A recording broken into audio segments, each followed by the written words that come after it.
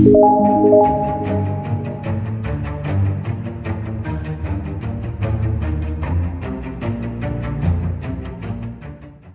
रही है कि आपने सूर्य, मंगल, बुध और चंद्रमा का गोचर बहुत पसंद किया है और आपने कहा कि कृपया करके हमें बृहस्पति देव के गोचर के बारे में बताइए कि कैसा जाता है, क्योंकि बृहस्पति जो गोचर करता है वो 13 महीने का करता है, एक लंबा गोचर होता है। तो कुंडली प्रेडिक्शन में बृहस्पति के गोचर को 100% फोकस करना चाहिए।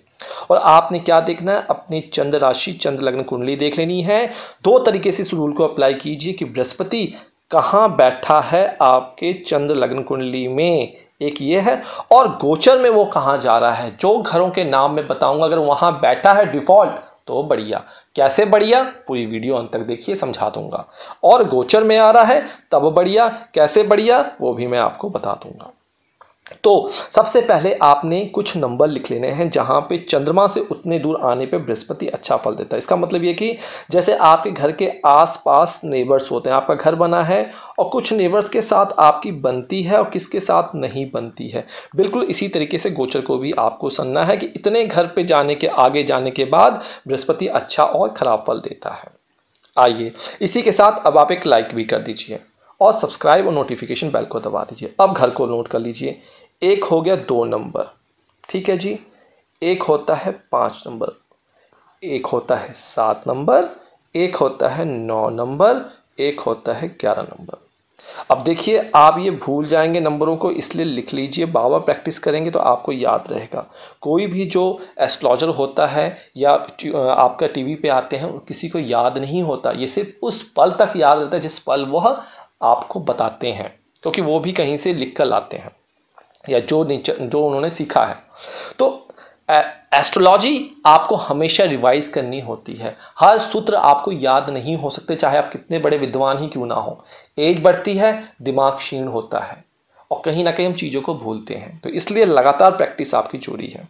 तो 2 टिक मार देता हूँ, दूसरा घर, 5वां घर, 7वां घर, 9वां घर और 11वें घर में। और 11वां घर देखिए हर बारी में आ रहा है, ठीक है जी।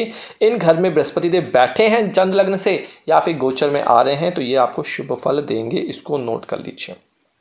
अब हम बात करते हैं आगे पहले घर से। इससे पहले पर्सनल कंसल्टेशन चाहिए तो ये रही वेबसाइट और ऐप और डिस्क्रिप्शन बॉक्स देख लीजिए, कंसल्ट कर सकते हैं। आइए, अगर लग्न से बृहस्पति जाता है तो यहाँ पे चंद्रमा से लग्न से, तो इन दोनों का आपस में न्यूट्रल रिलेशनशिप होता है, तो यहाँ पे थोड़ा सा भय बना होता है और यहाँ पे मान हानि का नुकसान हो सकता है जब आपका बृहस्पति लग्न से जाएगा। डिपेंड करता है कि आपका कोई नेगेटिव प्रभाव उसके ऊपर नहीं पड़ना चाहिए, हर चीज़ पॉजिटिव पड़ना चाहिए एक्सपेक्ट्स के हिसाब से। विघ्न बाधाएं, रोजगार में समस्याएं आती हैं, मानसिक कलह यहाँ पे उत्पन्न हो जाता है। आइए, जब दूसरे घर से वो जाएगा, दूसरा घर पैसे का है और बृहस्पति इस घर को पसंद करता है तो पैसे आपके पास आएंगे, वाणी शुभ होगी, एक्सटेंशन ऑफ फैमिली होगा, संतान सुख, पुत्र जन्म की भी प्राप्ति यहाँ पे होती है, ख्याति यहाँ पे मिलती है, चल संपत्ति जैसे कैश सर्टिफिकेट्स आदि में वृद्धि होती है। अब तीसरे घर में अगर बृहस्पति देव जाते हैं तो यहाँ पे थोड़ी सी समस्या, झगड़ा होने की समस्या हो सकती है, झगड़ा हो सकता है, रोजगार में झंझट आ सकती है और आपकी नौकरी जो है वो भी छूट सकती है। आपने देखा होगा कईयों के साथ ये स्थिति बनती है। आइए, चौथे घर में देखिए, ये मैं सिर्फ और सिर्फ चंद्रमा से गोचर बता रहा हूँ, बाकी लग्न से नहीं बता रहा हूँ। यहाँ पे सिर्फ और सिर्फ चंद्रमा से देखिए, क्योंकि लग्न जो होता है वो चंद्रमा के हिसाब से एक्टिवेशन करता है। आगे आने वाली वीडियो में मैं लग्न को भी कवर करूँगा। तो यहाँ पे अपने मन को देखिए, मन में ये सारी चीज़ें होती हैं। आइए, चौथे घर में जब आता है तो यहाँ पे मन थोड़ा सा अशांत हो जाता है, इसकी प्रॉब्लम यहाँ पे देखने को मिलती है और शत्रु में वृद्धि होती है, अपने सगे संबंधियों से आपकी लड़ाई हो सकती है, परिवार के सदस्यों को सुख नहीं मिलता। पंचम भाव, क्या भाव, तो भैया यहाँ पे संतान सुख, म्यूचुअल फंड, लव अफेयर जैसी चीज़ें जो हैं वो क्रिएट होती हैं, शुभकारी होता है, इसको नोट कर लीजिए। नोट कर लीजिए, घर में मांगलिक उत्सव होते हैं, पुत्र जन्म की संभावना होती है, सूझबूझ से कार्य सफल हो जाते हैं। आइए, शेयर मार्केट में पैसे लगाए हैं तो उसमें भी प्रॉफिट हो जाती है। छठा भाव यहाँ पे हमने दूसरा कवर हो गया, पांचवा कवर हो गया। छठा भाव अब यहाँ पे नहीं है, सूर्य में था, मंगल में था, चंद्रमा में था, बुध में था, लेकिन बृहस्पति में छठा भाव नहीं है। तो यहाँ पे जब आएगा तो भैया आपको पेट से संबंधित गैस्ट्राइटिस जैसी और प्रॉब्लम हो सकती है। आपके बच्चे, खासकर अगर आपके पुत्र हैं, वो गलत स्त्रियों के चक्कर में आकर नाम खराब कर सकते हैं।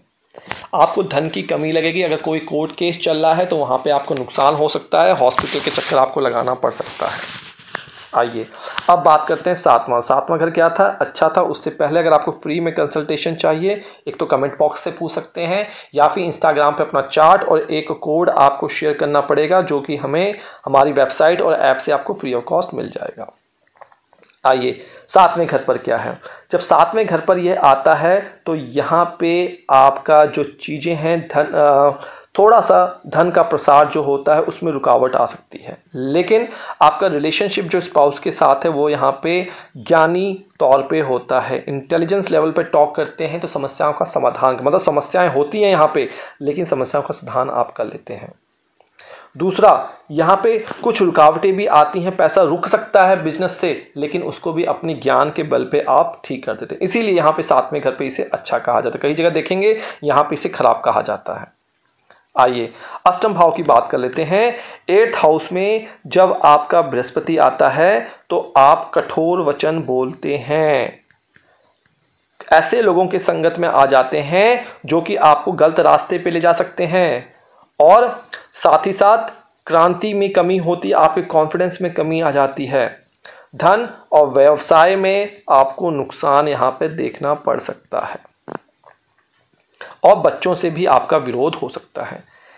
नवम भाव में भैया आपका धर्म में वृद्धि होगी, जो भी छोटी मोटी यात्रा करेंगे जिस भी चीज़ से रिलेटेड, उसमें आपको ज्ञान सक्सेस प्राप्त होने वाली है।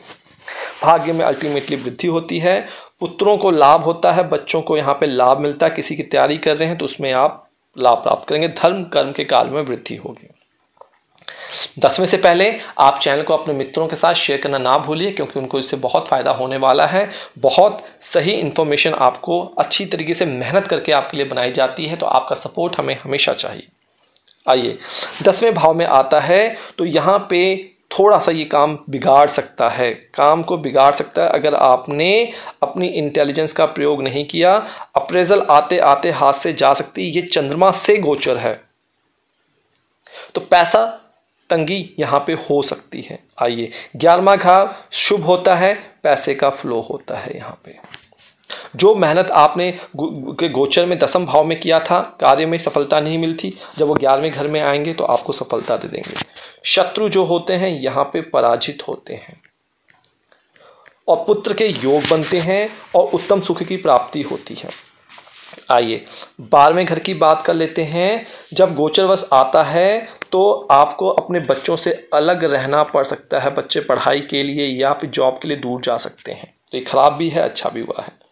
यात्रा में कष्ट हो सकता है, और आपके खर्चे जो हैं वो यहाँ पे बढ़ सकते हैं, और झूठा बोलना आपको पड़ सकता है, तो इससे आपको बचने की सलाह दी जाती है। आशा करता हूँ ये पूरी वीडियो आपको समझ में आ गई होगी। सभी भाव घर आपको चंद्र लग्न से मैंने बता दिया है, चंद्र राशि से मैंने आपको बता दिया है। अब स्माइल कर लीजिए, अगले गोचर फल में हम शुक्र की बात करेंगे। तब तक के लिए इजाज़त दीजिए, शुभ रात्रि।